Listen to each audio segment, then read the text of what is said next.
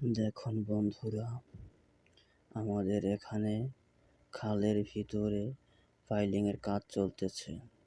আর এই পাইলিংগুলো অনেক গভীর থেকে ঢালাই দিয়ে আসতেছে।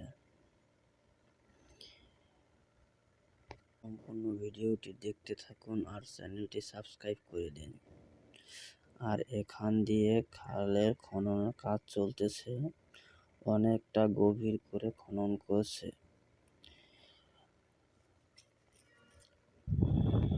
এখানেও খনন করা হয়েছিল, রাস্তাটি ভেঙে যাওয়ার কারণে কাজ বন্ধ রাখছে। মাটি দিয়ে আবার ভরাট করে দিয়েছে এই জায়গাটাকে।